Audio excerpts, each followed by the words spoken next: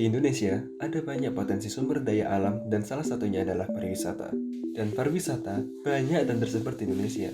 Jenis-jenis pariwisata juga banyak, misalnya wisata komersil, konvensi, bahari, dan lainnya. Pengembangan pariwisata juga banyak manfaatnya. Misalnya, ningkatin ekonomi kreatif karena dapat mengangkat perekonomian yang lain. Misalnya ningkatin devisa negara, mendorong masyarakat sekitar membuka usaha mikro, pemerintahan mendapat pajak. Jika kita telaah, dampak negatif dari pariwisata pasti lebih banyak dibanding dampak positifnya. Namun dengan menerapkan keempat prinsip pariwisata berikut, kita dapat memanfaatkan sumber daya pariwisata tanpa mengganggu keseimbangan ekosistem sekitar wilayah pariwisata.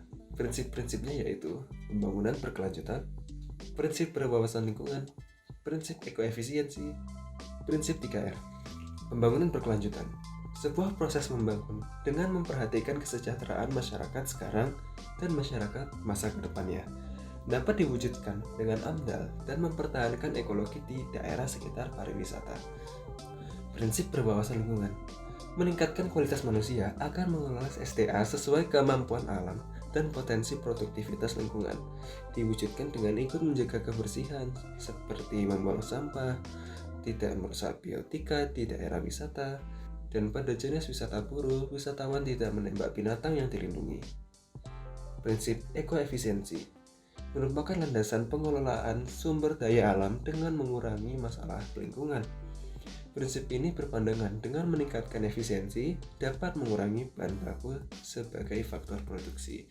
Misalnya mengelola SDA yang dapat diperbarui, menghasilkan produk tahan lama, mengurangi penggunaan bahan baku dan energi. Prinsip 3R. Dalam pengelolaan SDA pasti menghasilkan residu baik polutan atau limbah. Oleh karena itu, pengelolaan SDA memerlukan tindakan khusus untuk mengolah hasil samping dari pengelolaan SDA dengan prinsip 3R.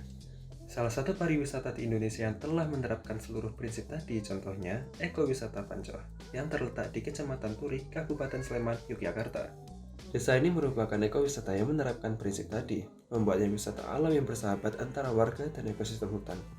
Apa perwujudannya dari keempat prinsip di ekowisata Pancoh ini? Untuk pembangunan berkelanjutan, salah satunya, desa tersebut meningkatkan pendapatan dengan meningkatkan pariwisata dengan aneka ragam tumbuhan. Dengan meningkatkan pariwisata, warga desa Pancoh dapat meningkatkan ekonominya untuk masa sekarang dan masa kedepannya. Prinsip berwawasan lingkungan. Orang-orang di desa Pancoh percaya jika sungai di desa itu tercemar, maka akan berdampak pada leluhur mereka.